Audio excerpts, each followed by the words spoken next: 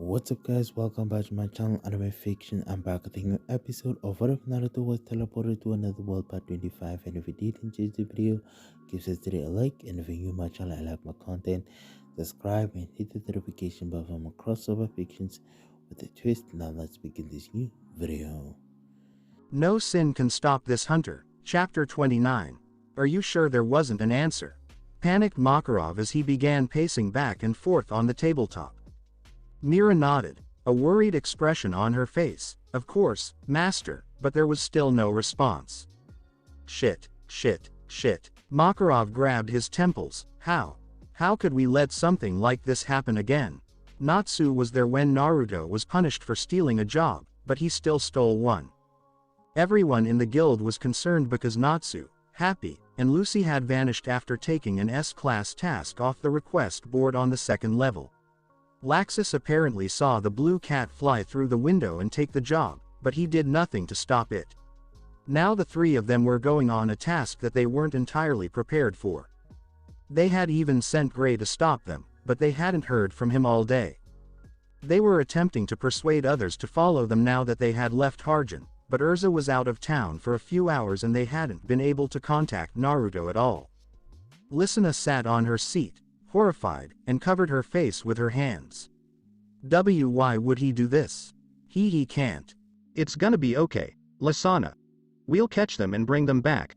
There's nothing to worry about, Efelman said to his younger sister. But Lysina couldn't stop herself from panicking. She was still frightened of getting an S-class job when she wasn't prepared. And knowing that Natsu and Happy were inadvertently running into one while dragging Lucy along just added to the pit in her gut. Damn it. Makarov grabbed the communication lacrima and began calling his whiskered S-class mage. Come on Naruto, pick up. Pick up. We're sorry, the lacrima you're attempting to contact is unavailable. Please try again later or contact a communication service for assistance. Shit, Makarov said as he flung the lacrima to the ground. What the hell could that idiot possibly be doing that's more important than this? Hunter DODOSKOI. Naruto leaned to the side, narrowly avoiding the tremendous palm blow that generated a burst of air pressure and shattered the tree just behind him. Naruto took advantage of the shift in direction by spinning on his feet and slashing across the big man's chest. Chang the pale white guy blocked his black sword with his bare hand once again, and they bounced off each other with the sound of metal crashing. He still left little scratches on the man's flesh, but they were nothing compared to the horrific wounds he was anticipating. Kane flung his arm out for another hard palm blow, scraping over Naruto's face as he slipped in for a closer look. He roared and wrapped his armor over his hand before slamming his fist into the Dark Mage's ribcage. But just as Naruto's fist was ready to pierce Kane's flesh, his body became translucent and he expanded like a gas. Naruto recoiled in surprise as he witnessed Kane's face materialize in the mist before solidifying back into his usual shape. He assumed a battle position once again, and his skin began to glow. He leapt with incredible speed and attempted to hit Naruto once more. As flames and dirt flew everywhere, Naruto and Kane continued to clash. The other three dark mages stood there watching Naruto dodge and roll across the ground before throwing his sword at Kane's form, the obese man escaping his lethal blade by continually switching qualities between defensive and offensive. They were the only ones remaining in the region since they had instructed the other Grimoire Heart mages to flee in the airship a few hundred feet in another direction. The guy with the insane eyes, Zankro, put his hands at his sides and muttered in disgust at the battle. Man, why did we let Kane have the first go at killing the guy? He said, fidgeting. Because he was the first to strike. Azuma was following every move the reckless but surprisingly talented mage made as he dodged Kane's strikes and grabbed every tiny opening to strike for the kill. Even if he didn't understand Kane's power, forcing the dark mage to utilize his lost power to avoid a defeating strike was nothing short of astounding. Yeah, but he didn't even call dibs or anything. He just attacked when the other guy called him fat and that was the end of it. Zankro looked down at the small girl behind him and said, Hey, Merity, got any idea who this guy is anyway? Merity kept her gaze fixed on his shape as he walked around. I think so. Well, What do you want to tell us? We require more time. Naruto slipped against the grass, avoiding Kane's strike, before collecting a rush of wind around his feet and whirling on the ground to knock the obese man's legs out from under him. But Kane leapt hundreds of feet into the air and hovered for far longer than any obese guy his size should. Naruto saw his floating form and attempted to control the wind around them in order to land a strong hit on the floater. But suddenly his body turned shiny again, and he hurled down towards the earth, exclaiming, "Iron Rush." As the big guy crashed into the earth like a meteorite, Naruto felt danger flash in his head and leapt back as far as he could. Naruto remained there watching as the dust cleared and the pale guy emerged from the hole he had created. "Okay, I give up. I can't figure out what the hell you're doing. One moment you're heavy and strong enough to parry my sword with your hands, the next I'm cutting through you and you start floating like a feather. What the hell are you?" sighed Naruto. "Woo-wee, looks like I've got you hanging on the ropes. You are too scared and unsure about what you face. The true power that stands before you." The fat man waved his arms around and lowered himself into a stance. "You will never be able to comprehend Kane Hikaru, member of the Seven Kin of Purgatory." For a little while, Naruto remained still as a beat passed. "So your name's Kane Hikaru?" said Naruto, raising an eyebrow. Kane remained quiet. "No, I'm pretty sure you just said Kane Hikaru." I think you're mistaken. I'm not. Well, it doesn't matter. I'm still going to have my vengeance for the slander you used against me." Kane tried to avoid eye contact with the whiskered guy. Naruto furrowed his brow and considered what he may have said to his adversary that would have enraged him that greatly. "You're mad, because," he said, tilting his head. "I am not pudding," he said as he began running his hands over his fat. "This is muscle. I am a muscular man." Naruto averted his gaze, saying, "Okay, weirdo, stop rubbing yourself. Ladies adore a man with a lot of junk in his trunk. More for them to grab." "I'll take your word for it, man," Naruto responded uneasily as the enormous man gazed at his love handles. "But I seem to be doing just fine with my girlfriend, so I'll just stick with that." Kane stopped in place, a chilly expression on his face, before slowly looking up at the guy in black. Why you have a GGG girlfriend?" He shook his head. Naruto said, "Yeah. Do you talk to her and hug her?" Yeah, I guess. And UKK kiss her, too. Oh, we do a lot more than kiss, but that's the idea." Woo-wee. The man's body began to glow like a light bulb, and he yelled angrily at the fairy mage. He dashed forward and hit Naruto, making the blonde mage's eyes to widen in surprise before leaning out of the path as a beam of light blasted out of his palm and destroyed the ground behind him. Kane began to unleash a flurry of blows that smashed on Naruto's black sword, generating a slew of explosions and taxing Naruto's power. During the barrage of strikes, Kane grabbed for Naruto's head, but he dove under the big palm and uppercut the dark mage's jaw. Before crashing and sliding into the ground, the Grimoire Heart member flew back from the hit to his chin. He coughed out some blood that covered his lips before returning his gaze to Naruto, who had taken a defensive position. "I've decided to put an end to you, and I will use my great Ushi no Kokumairi magic to do so," Kane said, reaching down to his side and pulling out one of the dolls fastened to his belt. "What does that do, exactly?" said Naruto, narrowing his gaze and tensing himself. "My lost magic." He held up the crude little doll in his hand. "This is Mr. Kersey. He's how I utilize my magic. With this, I am capable of controlling anyone I please with only a strand of their hair." He pointed to a small strand of black hair placed on top of the doll's head. "This is my hair. With this, I can change the properties of my body to whatever material I want. Iron, cotton, mist, and even light. Naruto gave the guy a weird look as he proceeded to extend his hand. Naruto shook his head and said, "No, what? Why not?" said Kane in astonishment. "Because you'll hurt me if I do." When Naruto stated that, Kane became heartbroken and went to his knees. The other Seven Kin members either groaned or shook their heads in disapproval. He was always like this. Before assaulting someone, he always discussed his powers in great detail. It was hilarious. "Fine then."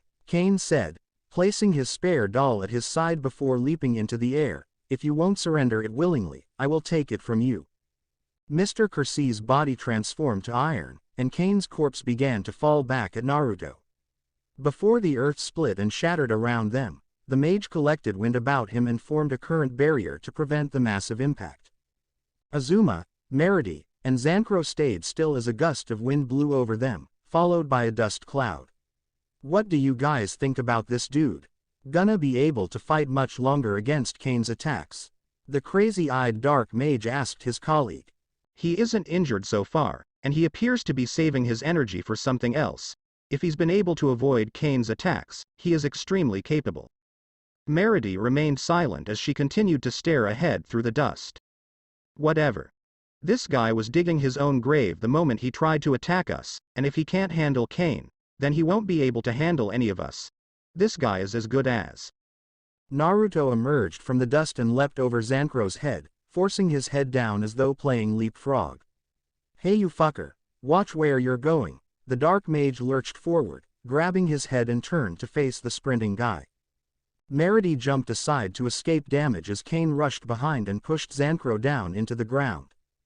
Naruto and Kane raced around the clearing, exchanging blows as the dark mage's iron hand was deflected by Naruto's sword.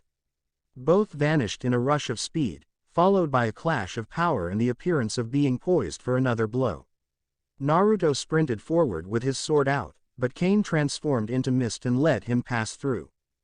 Kane switched to iron and whirled around just as Naruto drew a hand back and blocked Kane's palm with his own. They pushed each other aside and tumbled around the ground. Naruto pushed himself up and glanced up to see Kane pulling himself up again. But the dark mage began to cackle loudly and smirked before lifting his hand. He extended his hand to display a strand of blonde hair in his fingers and said, I have you. Yeah, way to finally show some competence, Kane, said Zankro, clapping his fists. Kane took another Mr. Kersey doll from his belt and inserted the strand of hair into the doll's head. You are now under my control. Anything I desire, you will be forced to do. You are a puppet under my whim. He raised his hand around the doll. What shall I make you do? Bend your back until it snaps. Crush your arms until they become putty. You think it matters? Naruto stood back up and glared down at Kane. Do whatever you want to me, it won't matter.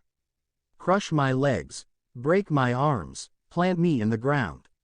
I won't stop. Naruto sheathed his sword before holding his arms out to intimidate the grimoire mage. Do your worst.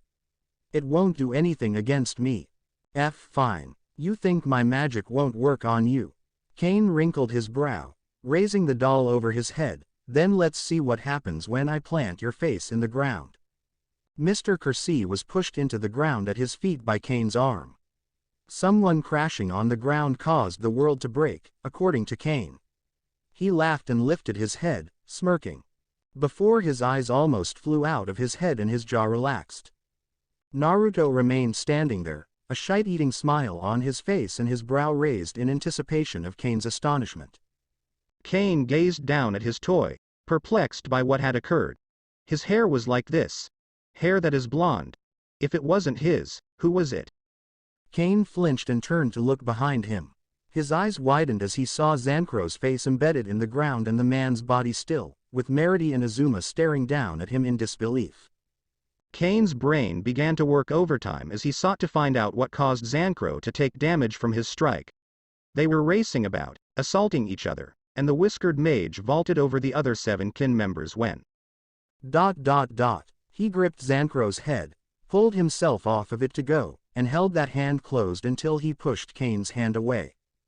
Kane's pupils contracted. Oh no. Naruto arrived next to him, smirking. Yep.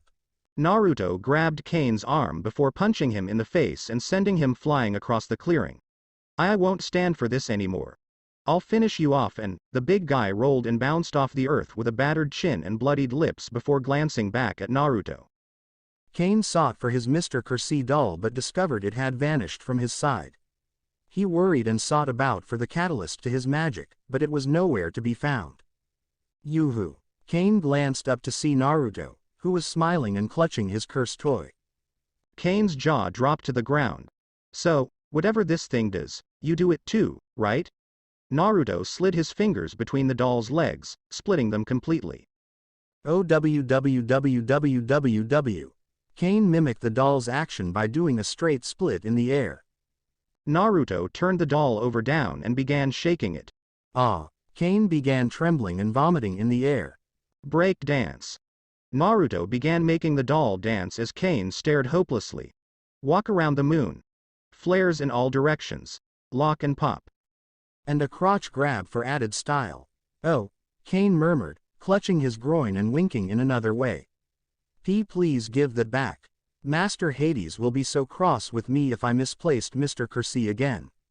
He was already mad when I lost it in the frigg, and left it in a fire, and dropped it out of the ship.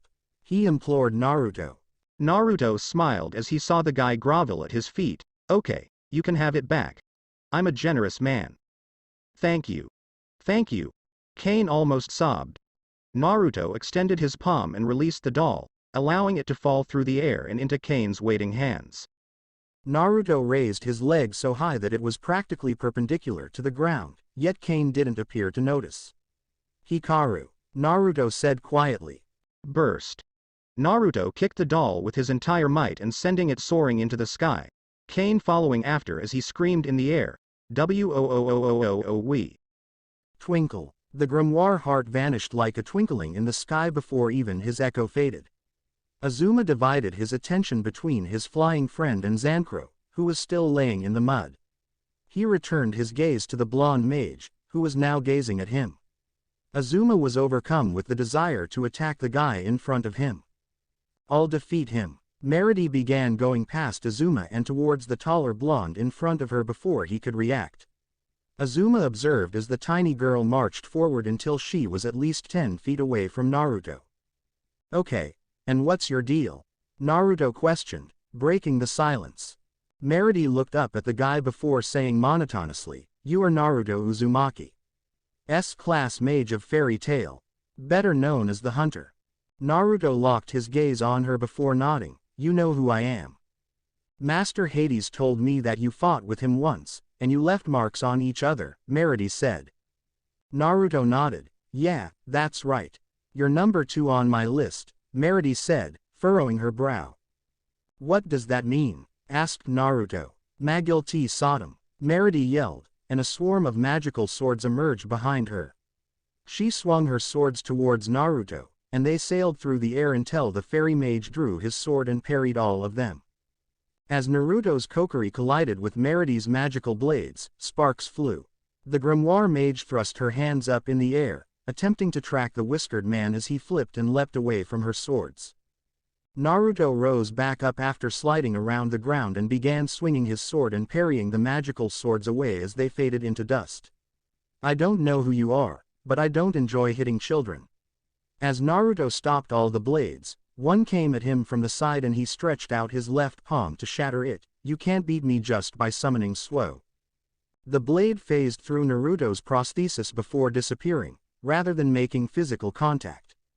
Naruto's eyes widened in horror as he dropped his sword and clutched his metal arm in agony. "Ah!" Naruto almost fell over while holding his arm and gasped for breath. That was unthinkable. This arm had died. He hadn't felt anything in it in more than 8 years. But he felt the blade pierce his arm. The blade seemed like it was slowly being driven into the bone and flesh of his arm, and he couldn't stop it. More of the pink-haired girl's swords swooped down on him, ready to skewer him. He dove for his sword and deflected her swords before diving back as far as he could from her. Naruto had no idea what it was, but it produced agony in a leg he hadn't felt in over a decade. Those things were lethal. Even if you use your false arm to block my blades, you will still feel the sensation of steel craving through your flesh. You can't stop it. Naruto lifted his head and gazed bitterly at the girl, causing her to recoil at the overwhelming animosity she felt from staring into his eyes. She braced herself and conjured a dozen more blades before launching them at him. He lunged forward, avoiding the first blade, before plunging forward and dashing close to the ground at breakneck speed. Naruto moved from one end of the area to the other in a matter of seconds, smashing her swords and ready to strike her. He didn't like hurting youngsters, but she was still a dark mage, so incapacitating her was the best option. Meredy was terrified as she saw the huge guy charge at her. She put out her index and middle fingers, which flashed pink, before swiping at herself and the mage approaching her.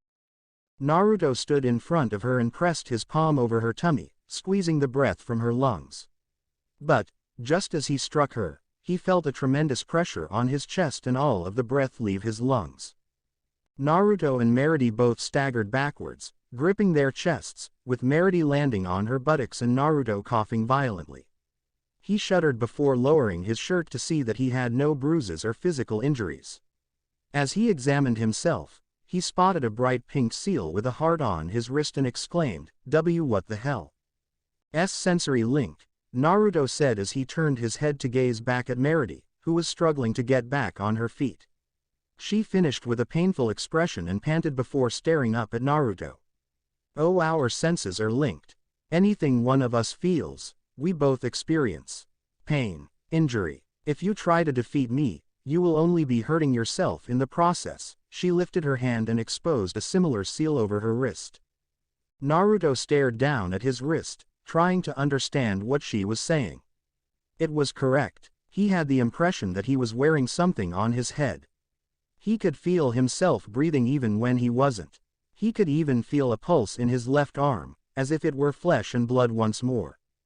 Meredy disregarded the weird sensation of having a prosthetic arm and rose up again, saying, people are hesitant to get into a fight when they know that injury is certain if they do. She put out one of her arms and a magical blade materialized above her. But I'm willing to give myself away in order to help my guild. The blade slashed through her arm before vanishing. Meredy exclaimed. Ah, ga, said Naruto, clutching his arm. Another blade arrived and slashed her leg. Then it was her arm. Her right forearm, her sleeve, her toes. If she couldn't physically attack him, she would shatter him through suffering and pain. All that mattered was that he would get weakened or pass out from agony, allowing Uzuma or Zankro to complete the job. That was all that was important. Those were her thoughts as her body was filled with misery and suffering. Even though he had no physical injuries, Naruto felt as though swords were slicing and cutting through him. As the anguish subsided, he gulped for oxygen and tears streamed down his cheeks. He glanced up to find Meredy cringing and clutching herself as a few tears streamed from her eyes. She was just a child, and she was doing just that. Another blade was ready to fall and slice Meredy's torso to induce shock when it was halted in its tracks. Meredy's eyes widened as she saw Naruto towering over her, holding the blade in its grasp before crushing it and making it vanish. Naruto opened his eyes and looked down at the girl before lifting his other hand. Smack! Meredy almost collapsed when Naruto slapped her across the face. What the hell are you doing to yourself? He shouted, ignoring the searing feeling in his cheek. How could you torture yourself like this? It hurts, right? Meredy gripped her cheek as the towering blonde guy roared down at her. How could you torture yourself like this? It hurts, right? Naruto wiped his eyes. How could you willingly do something like this to yourself? What would you know? You know nothing about what we are willing to risk for our goal. If I have to, I will give my life away without a second thought. Meredy shook her head and yelled back with equal passion. Meredy was raised to Naruto's face by her collar. Even when you scared and praying for her to help. I couldn't see it, but you were screaming for someone to help you. Someone you love, right? Would they be happy knowing you sacrificed your life like this? Hurting yourself like this? While you were scared? Meredy's eyes widened as Naruto spoke before grabbing his head. Meredy felt a burst of emotions rush through her as his words reverberated in her ears. Sadness, pity, empathy, anger, disappointment, understanding. But these weren't her emotions. They belonged to him. Even as he roared and held one of his opponents so near to him, he glanced at the pink-haired girl with grief in her eyes, knowing she was prepared to do something like this for their mission. Meredy was too stunned to respond. Meredy, drop the link. Meredy closed her eyes and disabled the sensory link as a reaction. Naruto hardly had time to react as he dropped the girl in his palm and sought to shield his eyes from a flash of black flames. They clung to his body, and Naruto was wailing on the ground while Meredy looked on. She heard footsteps behind her and glanced up to find Zancro with a bleeding brow and the same maniacal grin on his face. "I'm tacking it up from here, so get out of the way," he said as he moved by her and approached the flaming fairy mage. Merity turned around to see Naruto attempting to pull off his cloak before struggling to rise up and move out of Zancro's path. In a panic, Naruto jerked on the ground, pulling off his scorching cloak and tossing it to the side. He checked his body for injuries before seeing his cloak burn to ash due to the fierce black flames. He was concerned for a while before glancing down at his wrist and noticing that the connection he had with the girl had been disabled, which meant she didn't feel the heat from the previous assault. "Sup, fucker. You feeling the power behind my flames?" Zancro stretched out his arms, his whole upper body engulfed in black fire, cackled, "You ain't seen nothing yet." Naruto saw the insane dark mage's hysterical laughter while raising the intensity of his flames. Natsu's body would sometimes spew blue flames when he was weak or fatigued. He usually had red and orange flames when he was thrilled or revved up. When he was really pushing himself, his flames might even become white. But he'd never seen black flames before, and in the hands of this maniac, Naruto had no desire to stay and discover what it was like. He drew his sword and tried to rise up, but he dropped to his knees and moaned in agony. "Oh, Zoe, looks like Merity's pain is still a little too fresh, huh?" "Don't worry." Zancro smiled as a large wave of black flames surrounded Naruto. "Uncle Zancro's gonna make it all better." Naruto did not waste time. This man was nothing like Kane or Merity. His power was simply offensive, and he had no reservations about using it. Naruto pushed off with Storm Step, sliding through a tiny space between the flames and blowing them all away with the immense air pressure. "What's wrong, fairy boy? I thought you were tough. What happened to all that bravado? Realize you can't win against a real fighter," cackled Zancro, throwing his arms about with a gigantic flood of black fire.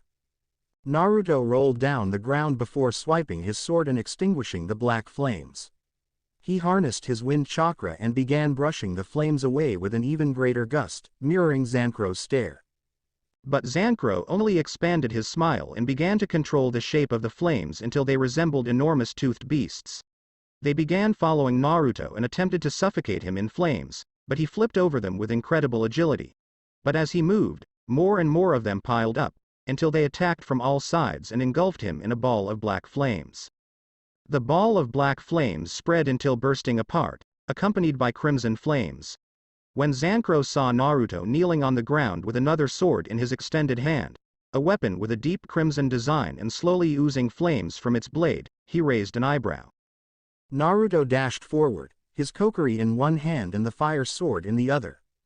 Zancro swiped his leg and sent a wave of black fire at Naruto's feet, but the S-class mage jumped over them and slashed the dark mage with his sword. Zancro pulled his sword back, his hands burning, and they began trading blows. "That's a little better. Maybe you aren't as much a disappointment as I thought, fairy." Zancro deflected the blade and escaped the swipes at his head while giggling like a devil. "You talk a lot of shit for a freak who looks like he's about to bite into human flesh at any moment," hissed Naruto. "And you look like you're trying really hard to hit me with these puny little flames of yours. What, can't you get them up properly?" "Good talk, freak, but I'm just waiting for the point where you break and bleed trying to match these dragon flames." Naruto swung his elemental sword, and Zancro swallowed it whole, flames and everything. As the dark mage breathed in and took all the flames off the sword until it was just a scrap of metal, the whiskered man's eyes widened in horror. He smirked as he bit down on the blade, splitting it into pieces. Naruto's eyes widened as Zancro smirked at him, a trail of blood running down the corner of his mouth. Flame of God's bellow. As the tremendously strong blow struck him at point-blank range and sent him flying into the jungle, Naruto raised his arms in a guard. He slammed into several trees before collapsing and moaning in agony. He collapsed to the ground, smoke and steam pouring from his body, his sleeves and a bit of his shirt burned away by the strong flames. Surprisingly appetizing flames for something created by a shitty dragon, but still not worth a damn in front of me. Zancro rubbed his mouth. "So, have you realized yet?" Zancro's body was engulfed in black flames, and his eyes turned red saucers. "Before the might of my flame god slayer magic, you and all your little tricks are useless." While Zankro smirked, Naruto rose to his feet and hung his arms at his sides. He extended his hands before the flames transformed into mouth-shaped creatures. They sprang out of his arms and landed on each side of Naruto, shouting, "Flame God's Supper." Naruto raised his head and used Storm Step to shoot off the ground, almost severing Zankro's skull with his knee before the insane man leaned out of the way. Naruto slipped on the earth before running forward and slashing at Zankro with his sword. He ducked again, but Naruto followed up with a roundhouse and hook kick to put him out. The tremendous kick was deflected and pushed back by Zankro, who swiped at Naruto's face, but he leaned back and threw a kick straight up at Zankro's jaw. Naruto flew through the air and blasted the Dark Mage with a torrent of wind chakra as his boots scraped against the Dark Mage's jaw. Zankro tumbled into the ground before flipping back up and yelling, "Flame God's Kagutsuchi." "Storm Fist," said Naruto. The magicians were blown away by the two elemental strikes, which were followed by a tremendous explosion. "Flame God's Scythe," said Zankro as he swirled in the air, his flames forming a scythe. As he sheathed his sword, Naruto flipped into the air and over the scythe. His hands shone as he landed, and the wind sword materialized from his requip before he lifted it above his head. "Infinite Storm Blade," he yelled, summoning a storm of razor winds towards the Fire Mage. Merity trembled and stared in disbelief as the whole region was engulfed in wind and flame blasts. They had fought for far longer than the Fairy Mage had fought her and Kane. To fight the God Slayer, Naruto's strategies and planning have been replaced with sheer force and skills. While Zankro was no longer trash-talking, he cackled like a fiend as he attempted to burn the other blonde to a char. Azuma narrowed his eyes as he watched the action unfold in front of him. Zankro came crashing down, hands high, before smashing down on the ground and unleashing waves of fire in every direction. Naruto attacked the ground with his earth cleaver instead of his wind sword. Dozens of rock spires sprang from the ground, and the sea of black flames separating Naruto's shape. Zankro was left standing in a cloud of smoke and dust, his only discernible figures being the pillars. "What, is this it? Big Bad Fairy can't fight anymore, so he's decided to stay hidden," he mocked, holding his arms up in a challenge. Zankro's ears pricked up when there was a whoosh in the air. "Flame God's Bellow," says the narrator. Zankro spat black flames, destroying one of the towers behind him. Even with the amazing spectacle, there was no trace of Naruto behind it. He felt the Sly Mage creep around behind him and smash another pillar. He vanished and ruined another. The Grimoire Mage was hopping back and forth, smashing the rock formations and desperately searching for the Fairy Mage. He became bored of the game and roared, "Enough. If you're just going to hide like a mutt with his dick between his legs, then I'm gonna reduce everything here to a pile of ash." He took a deep breath, black flames flowing in around his lips and his magic strength burning to its peak. He yelled, "Flame Gods." One of the spires fell apart before Zankro's strike, and Naruto blasted through it. He thrust his hand into Zankro's neck, almost crushing his Adam's apple and collapsing his throat.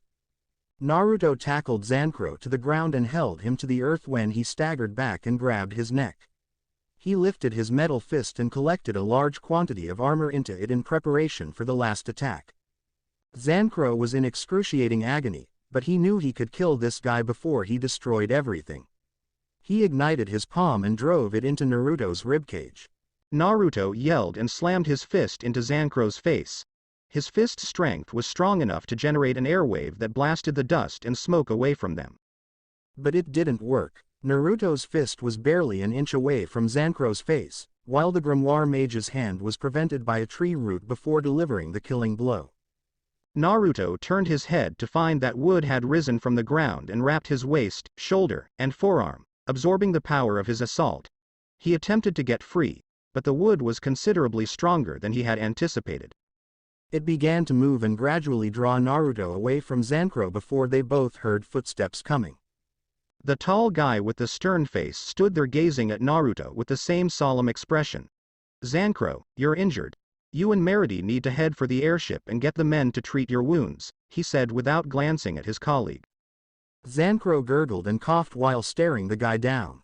"Since you can't argue anymore, I'm just going to take that as a yes. He called over his shoulder, Meredy, help Zancro up and head back to the ship. Meredy stepped in carefully between the others and attempted to assist Zancro up. But the God Slayer resisted and smacked her hands away, eventually grabbing his arm and dragging him away. She turned back and caught Naruto's gaze until a giant wall of trees rose out of the earth and barred their escape path. Naruto wrapped himself in armor and broke free from his bindings before wiping himself clean. He took a breather from the fierce struggle before turning to face the somewhat taller guy. And who might you be? He spat. Azuma. Naruto returned his gaze to the towering wall of trees before scrutinizing the strong guy once more. He could create and alter trees on the fly. They sprang from the earth like weeds without his intervention. He felt like he was back in the presence of Hashirama. I didn't think you'd do something like hold me off to save your comrades, Naruto said, looking over the towering tree wall. Don't get me wrong. I only did that so they wouldn't get in the way, Azuma said sternly. Get in the way of what? Said Naruto, matching his frigid face. Azuma remained silent and just examined the guy.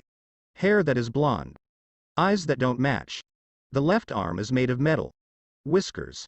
Fairy Tail S-class mage. So you really are Naruto Uzumaki of Fairy Tail, aren't you? Azuma said again. Naruto narrowed his eyes and said, that's right. Hades told me that many years ago, he fought a boy. A foolish and weak child who challenged him and attempted to beat him. But he was completely outclassed and beaten despite the fact Hades was extremely weakened from recent surgery. It seemed certain that he was going to die, but then the boy tapped into his most primal instincts and rage and pushed his strength further than humanly possible. Naruto's recollections of that dreadful and agonizing day when he was dumb enough to attempt to battle Hades reappeared. He could still feel the terrible horror and misery of being devastated by that old man's strength. Does it matter? He snarled. Azuma began approaching towards Naruto, making no effort to defend themselves since they believed neither would attack first. Azuma approached the guy, who was just a few inches shorter than him, and said, hit me. Naruto cocked his brow. You are tired and weary from fighting Kane, Meredy, and Zancro. Whether you thought they were difficult opponents or not does not change the fact that you were beaten. If you are too weak to fight, then there will be no point in me even trying. So hit me and... It happened in an instant. Naruto's fist sank directly into Azuma's gut, lifting him off his feet. Naruto's blow sent the guy flying into his wall of trees behind them, causing Azuma's eyes to widen and blood to flow from his lips.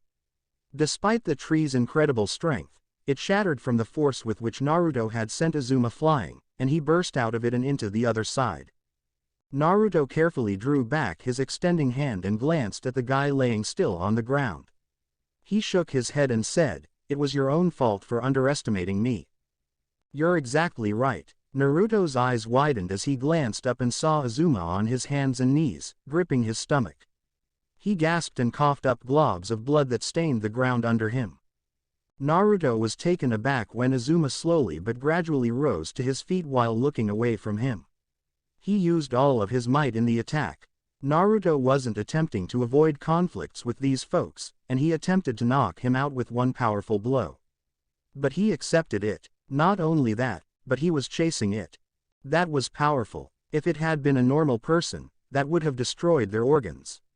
You, really are as powerful as the stories say. Azuma staggered a little and grasped his head. Azuma dropped his hands and remained still for a time until he heard a laugh.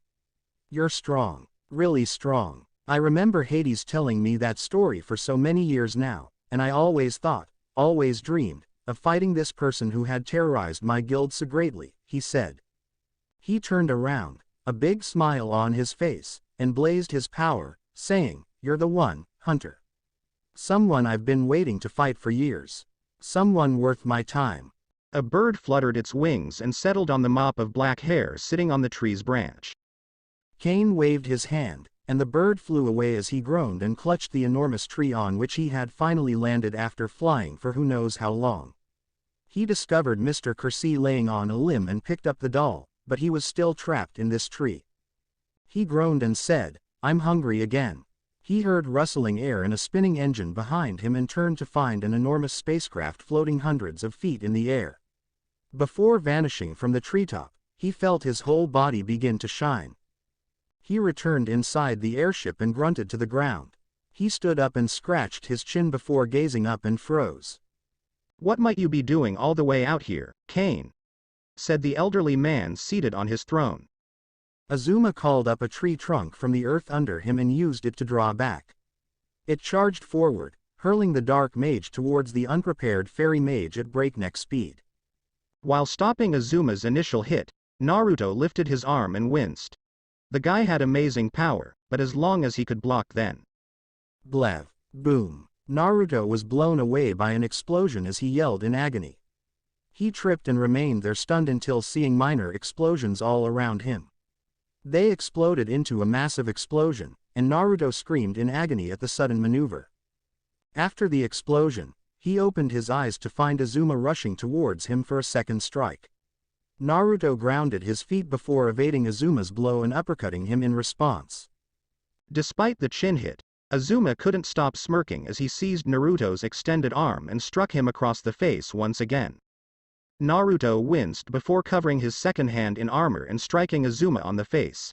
He didn't stop and began swarming on the dark mage with both fists coated with magic. Naruto's blows that landed on Azuma's face struck him back and forth. He deflected a strike before kneeing the fairy mage in the ribs and punching him back. Naruto slid on the ground and returned his gaze to Azuma's stern yet thrilled expression. They rushed off the ground and began throwing punches at one another. With each hit, Naruto's magic-covered fist staggered and injured Azuma. In turn, Azuma's strong and explosive fists damaged and weakened him. They would send knees, elbows, kicks, and everything else they could think of to attempt to get an advantage in the fight, but they were equally matched. A giant root sprang from the earth at Azuma's feet, lifting him away and pushing Naruto back. He hissed and leapt on the root to go after the guy. Naruto whirled and kicked in the air to unleash a quick wind attack ahead of him while Azuma remained crouched on the top of the giant swelling root.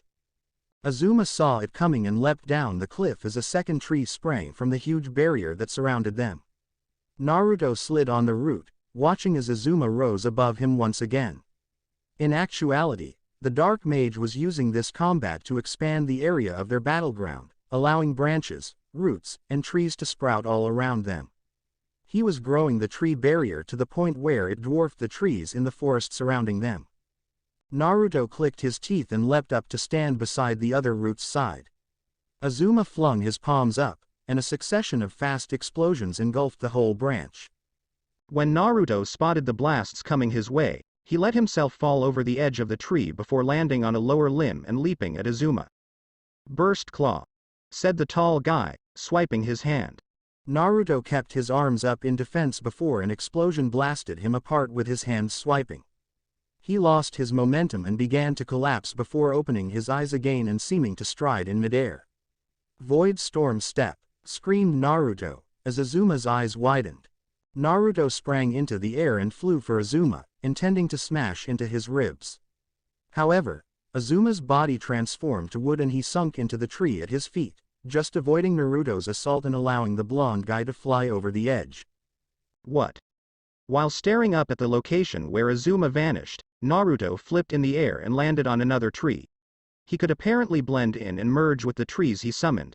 Because their whole vision had been blocked by foliage, he might be anywhere. Before Azuma's upper body revealed, a hand sprang from the woods and grabbed Naruto's leg. He said, "Tower burst."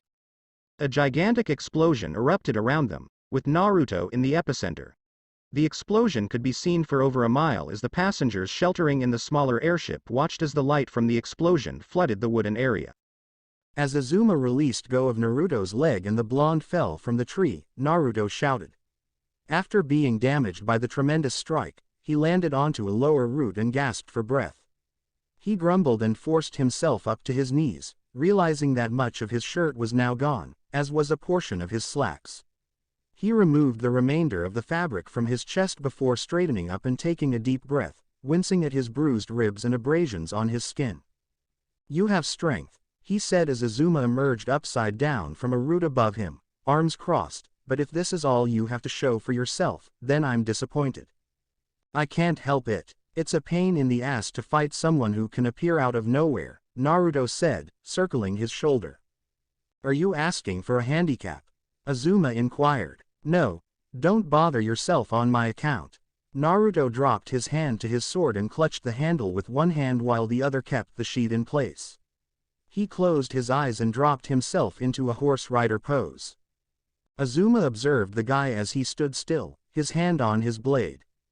Swish. The sound of a blade being pulled was heard, and the black sword was barely removed from its sheath. Naruto said quietly, vacant eye. The sword was re-sheathed with a click, and the majority of the extended branches, roots, and trees that scattered the area above him had been chopped up, including the one Azuma was leaving. Naruto drew his blade and leapt towards the tumbling tree mage. He sliced down with his sword poised high, leaving a deep gash on the outsides of Azuma's arms before another tree came and dragged him away. Naruto snatched it and rushed after the fleeing mage. Despite his astonishment, Azuma maintained his severe expression as he put his palms out and hand-shaped wood began to move towards Naruto.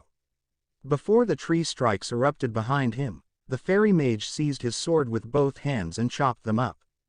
Azuma lifted one arm and numerous thick roots sprouted to shelter him from Naruto's sword.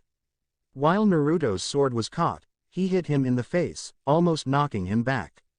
The fairy, on the other hand, kicked out and almost knocked the dark mage down before dislodging his blade and slashing across Azuma's chest. The grimoire mage fell back, his gaze falling to his chest and seeing the big slash over his pecs. Ramus Sika, he yelled as hundreds of branches came at him from his hands. Naruto leapt back and began slashing through the branches, killing the majority of them. Some of them, though, slipped past his swipes and sliced along his legs and forehead. He took his sword and struck down with a powerful slash, breaking the root in two and sending him and Azuma plummeting to the root beneath them. When they landed, he summoned armor into his fist and prepared to crush the grimoire mage, but Azuma merged into the root and Naruto's fist shattered it. He hopped off the falling bark and landed on the tree wall's side before sprinting over it to make sure Azuma didn't come and grab him again. The tree mage emerged from one of the roots, looking up to see the fairy mage rushing through the woods. Naruto leapt off the wall and soared at Azuma, calling out, "Burst Claw." Knight's Crusade, said Naruto as he launched a one-handed torrent of armor assaults. With Azuma and Naruto crossing strikes in the smoke cloud, the magic and explosive attacks were intercepted. Azuma grabbed Naruto's arm and pushed him aside before forming another root and preparing to utilize it to finish the battle. Naruto leapt from the tree and into the air above Azuma, using his wind to come to a halt above and aiming his blade down. Void Storm Step. Naruto launched himself downward with his kokiri thrust forward. Ultimate Tower Burst, said Azuma as he flung his hands up and burned all the trees surrounding them. All of the trees they'd utilized as a battleground burned orange before erupting into a fire tower. The enormous explosion was so strong that inhabitants in Datura could see it from their houses. It could even be seen by the massive airship flying above the woodland. The blazing trees were reduced to ashes as the massive smoke cloud expanded in all directions. Naruto emerged from the smoke, crashing many times into the scorched earth before rolling along with it. When he was finally able to move, he realized that his whole body was covered in gashes, bleeding bruises, and horrific burns. While waiting for Azuma, he pushed himself up using his sword as a crutch. He took a few long breaths to attempt to clear his eyesight. He could scarcely feel anything and had no power left in him. His chakra was severely depleted. His whole body was in pain, and he realized he couldn't fight any longer. Naruto turned around to see a man slowly emerge from the smoke. He faltered and almost fell before emerging to meet Naruto. Blood, soot, bruises, and burns covered Azuma. He had a painful expression on his face and grabbed his right arm together, the limb slashed through the center up to the elbow from where Naruto's sword drove through. Blood was streaming out in all directions, and the bones could be seen. Naruto almost puked at the sight, but he heard Azuma giggle between gasps for oxygen. This is it, Hunter. This is a fight unlike any other. The one I've been waiting for. Thank you for helping me realize that. Even as blood spilled out of his horrific wound, Naruto remained there and watched the guy ready to resume their battle. He shut his eyes and sheathed his sword, saying, "I'm done." What? Said Azuma, stunned. "I'm done. I won't fight you anymore." Naruto pointed to his shattered arm and said, "If you don't get that thing fixed, you're going to die. And I'm not fighting some fool who's gonna bleed out just to satisfy his bloodlust. Leave with your guild, leave the village alone, and never come back. If you hurry, maybe you can." Boom. Naruto opened his eyes and glanced over, surprised, as a smoke cloud began to form on Azuma's arm. A second later, there was a thud, and Azuma's forearm and hand were blasted off and crashed on the floor. Naruto cringed as the smoke dissipated and Azuma's right arm was reduced to a stub at the elbow, cauterized by the explosion that blasted the rest of it off. Sweat ran down Azuma's face, but he maintained his grim expression as he looked at Naruto, saying, "This fight isn't over until one of us is dead." Naruto tightened his eyes and resolved to end this ridiculous argument right now. He dashed forward, ready to knock the battle-crazed madman unconscious. However, hundreds of sophisticated and unusually designed blades perforated the ground just in front of him. Just as he came to a halt, another figure arrived from the skies and booted him in the jaw, knocking the fairy mage back. Naruto sat up and lifted his head to view the two people that arrived out of nowhere. One was a young guy with a fluffy collar, spectacles, and gray hair styled in a pompadour. The other was a goat guy, dressed in a black jacket that came just over his abs and black slacks that came to his knees. When he saw the two intruders who had interrupted their battle, Naruto was dumbfounded. "Azuma, that's enough fighting. It's time for you to come back to the ship," the goat man said, looking over his shoulder at his wounded colleague. "Caprico, this isn't about you. Get out of the way," Azuma said to the goat. "This affects all of us," Azuma, the eccentrically dressed guy said, his hands in his pockets. "Blood dripping from your body. Friends and comrades laid across the field. Truly, this is the scene of a horrible tragedy unfolding before our eyes. No, Rusty, this is proof of a strong opponent. A real fight I haven't gotten to experience in a long time, so don't interrupt," Azuma said, shaking his head. Naruto narrowed his eyes as he scrutinized these two newcomers. He could immediately tell they were powerful. There must have been more 7 kin members present. That brings the total to 6. "He'll be angry with me if you don't come back soon," Caprico said to Azuma. "Not until I'm done. Your zeal for battle obscures your pain. Come back with us so we can." "I said not until I'm done with the fight, Azuma. Get in here right now." When the gravely and commanding voice filled the charred clearing, everyone quieted down. The Grimoire Heart airship descended into their sights behind Azuma, and a guy stood on the deck's edge, arms crossed in front of him. His presence was frightening. His stare was mesmerizing. His long white hair was hidden behind a horned helmet, and a long white beard cascaded from his chin. A black cloak draped across his powerful shoulders, and he had 3 deep scars behind his right eye that were hidden by an eye patch. He was the one, Grimoire Heart's guild master, one of the persons he despised the most in the world. "Hades. We found Kane sitting in a tree a few miles away. We picked up the other airship and have Merity and Zancro in the infirmary. We're done here. It's time to move out," Hades said gruffly. Azuma exhaled raggedly before returning his gaze to the elderly man. "This is the fight I was promised when I joined you. The fight I've been waiting for. One where I'm truly alive. I'm not going to walk away from it now." "We aren't here to entertain your fantasies, child," Hades said, narrowing his eyes at the mutilated man. "We did what we were supposed to do. Our men are in need of repair. There's nothing else to do with that village. So we're leaving now. Besides, it appears that your foe has completely forgotten about your existence at this point."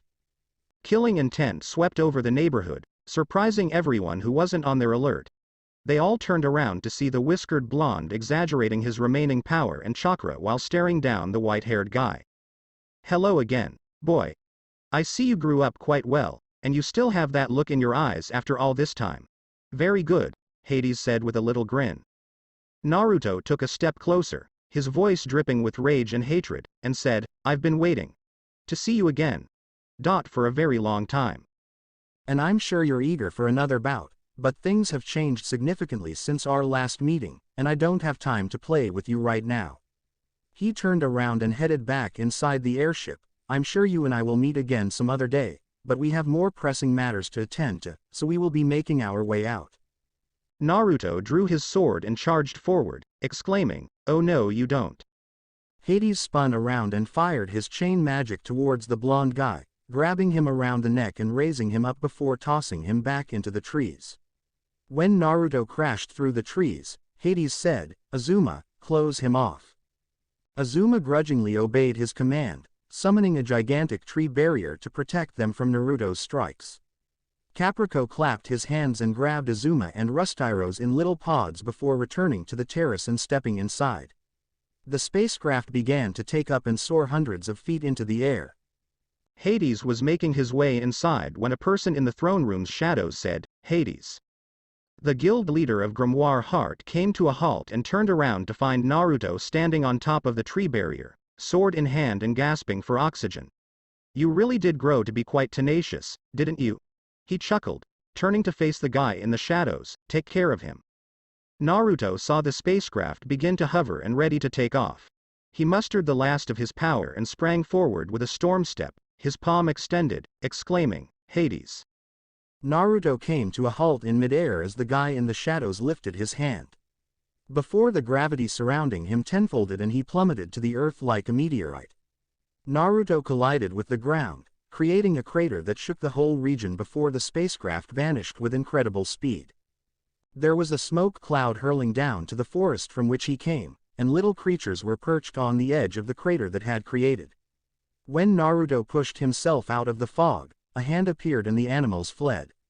Before he gazed up at the sky, blood was trickling from his head and his eyes were glazed over. Wait. Get back, Naruto passed out from his injuries and collapsed on the grass in the jungle, with no one around to assist him. Hunter He's finally waking up. Someone, get the mayor, quick. Naruto's eyes gradually opened, and everything became white until they readjusted and he realized he was in a medical tent. He blinked and slowly turned to the side, where he saw numerous nurses around him and several others staring in from outside the tent. Naruto cringed as he began to sit up and felt agony and stiffness flow through his whole body. "Please, be careful. You've been sleeping for a few days now," one of the nurses said. Naruto examined himself and discovered bandages wrapped over his head, arm, shoulder, chest, stomach, legs, and pretty much every other part of the human body that gauze could be wrapped around. He saw he wasn't wearing a shirt and turned to the side, where he found his blade sitting on top of a gray t-shirt folded alongside his bed. What happened? He scratched his temples. The front of the tent blew open, revealing the middle-aged mayor. When he saw Naruto sitting up in his bed, he asked the nurses, "Could you give us a minute?" They nodded and exited the tent, leaving just him and the sleeping mage to converse. "You've been sleeping for the last 2 days, and some of us were worried you wouldn't wake up," he said as he took a seat next to Naruto's bed. Naruto stretched before taking the extra shirt and putting it over his head. "How did you find me?" He mended the edges.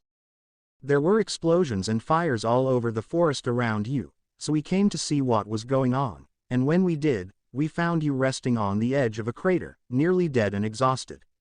He sat up in his chair. "The doctors say you may need another week before your injuries start to close up properly." "No need," Naruto said, pulling the sky sword from his requip and placing it on his chest before it began to work its spell. He exhaled a sigh of relief as he felt some of the agony and discomfort begin to subside. "Why did you do this?" the mayor said as he saw the young man mend his wounds.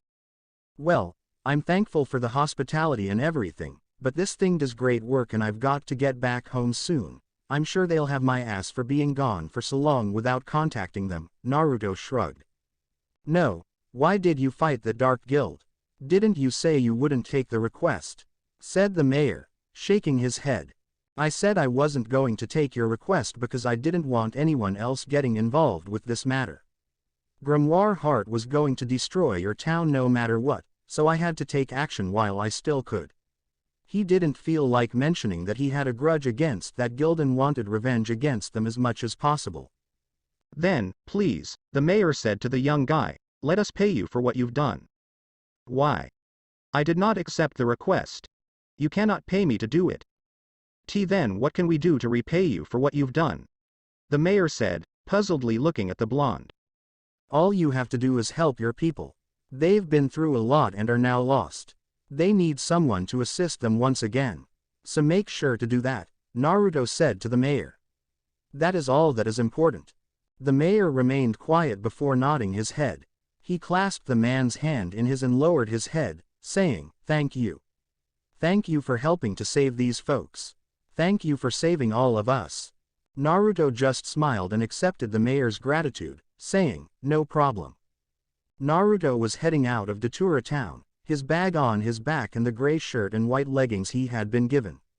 Everyone he met in town approached him and shook his hand. Some expressed their heartfelt gratitude, and some even totally embraced him in a hug. He grinned as he accepted their gratitude. But it didn't make him feel any better. It wasn't simply that his whole body ached.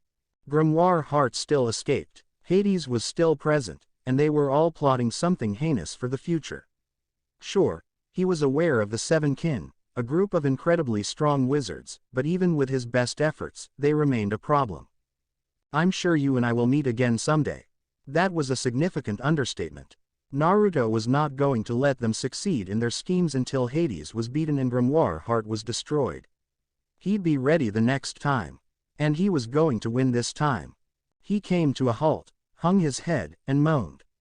I know you're following me, he said loudly. I spotted you as soon as I stepped out of the tent. Come on out and tell me what you want. Naruto turned around and gazed at a tree where he sensed a presence.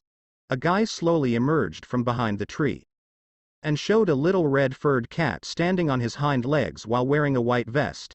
He was trembling slightly, but he didn't take his gaze away from Naruto. Naruto was taken aback by the sight of a cat that resembled Happy. What the hell, he said, raising an eyebrow. Hiya. Naruto lifted his arm absent-mindedly, blocking a surprise kick to the head from behind him.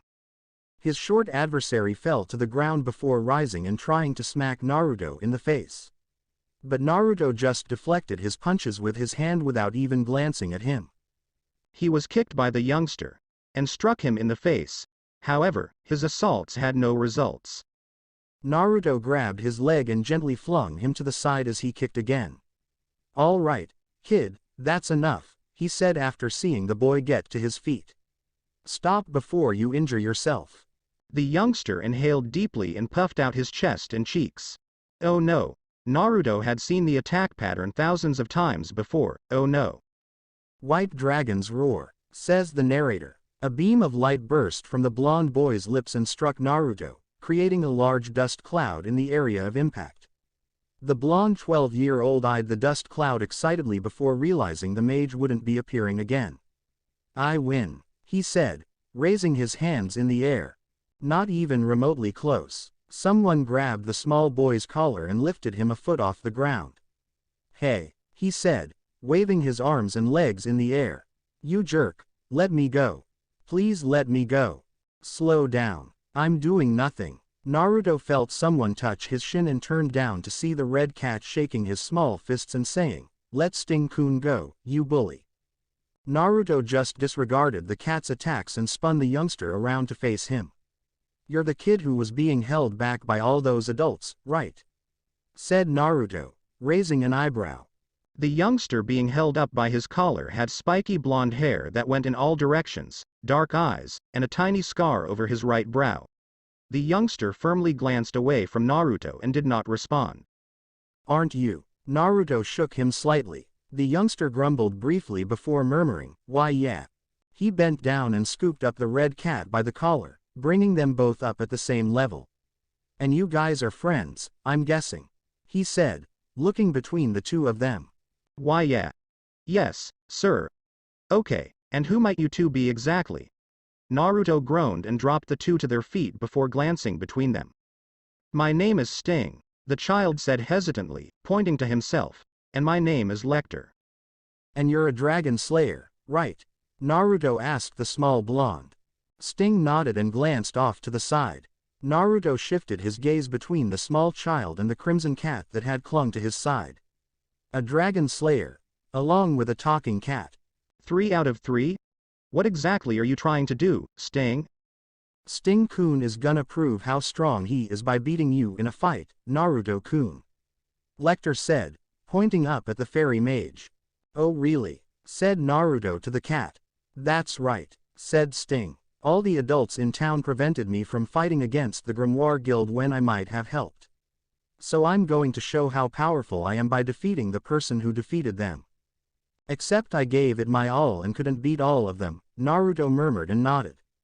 And now, fatigued and bruised, I'm not even a bit breathless from putting an end to your assaults. So, I believe you owe those grown-ups some gratitude for sparing your ass. Sting's confidence waned as he hung his head, But Sting-kun is super strong. He beat a dragon all by himself. Lecter protested as he looked up at the whiskered guy. He turned to face the youngster with the scar along his brow. Do you know a dragon called Igneal? Naruto inquired. No, I'm not familiar with any dragons other than Wislegia. Did he also vanish? No, Wislegia never went away. Sting's eyes were filled with grief, and he averted his gaze, saying, he's just gone. Sting, why do you want to get strong? Naruto pondered for a bit before rubbing the back of his head. X2, said Lecter and Sting, looking up at him. I asked why you wanted to demonstrate your strength. What makes you want to be strong? Sting blinked briefly before declaring triumphantly, I want to become strong so that I can make Lecter proud. He trusts in me, therefore I'll work hard and show myself by defeating big opponents. Guilds of the Dark, Mages, someday, Nastu-san, I'm going to battle Salamnder and prove myself. This youngster wants to go up against Natsu. We're all the male dragon slayers ambitious idiots. Instead of trying to get stronger in order to prove yourself, why don't you get strong for him? Naruto said to a Lecter. Of course, you want to make him happy, right? And he's your pal. What would you do if someone tried to hurt him? Naruto crouched down and prodded Lecter in the tummy, eliciting a little grin from the standing cat. Never. Sting stepped protectively in front of Lecter, gazing at the whiskered mage, saying, I will never let anyone hurt or make Lecter sad. He's one of my friends. Naruto smiled and stood up as he saw the young dragon slayer stare at him. Maybe you'll find strength in wanting to assist Lecter and everyone else you meet along the way. That is how I became stronger. Sting and Lecter exchanged confused looks as they glanced at the elder blonde. Before Sting understood what was happening, Naruto began walking away, saying, hey, what about our fight? I still want to confront you. I'm not feeling up to it right now, Naruto said, without turning back. We'll simply have to postpone that battle, okay? Sting mumbled for a while before shouting, Naruto-san. I'm gonna become strong. Naruto said as Sting pointed at him. In every way I can. And when I do, I intend to defeat you and Natsu-san. And then I'll be the most powerful, so you'd best get ready for when that day arrives, don't you? Naruto saw the headstrong and rebellious blonde youngster gaze down someone stronger than him and declare that he wouldn't stop fighting until he won. Was this the deja vu he'd heard about? Sure. Naruto chuckled and turned back, waving over his shoulder. Sting, I'll be waiting for you. Sting and Lecter stood there watching Naruto go over the hill and out of sight. Sting-kun, Lecter said, glancing up to find Sting staring down at his own hand and thinking about something. Sting smiled as he closed his eyes and gripped his hand. Someday. To be continued. That's it for this podcast. Thanks for listening to this video. I hope you did enjoy the part of the story, and if you did, like, share, and subscribe for more. And thank you all for happy support, and have a great day.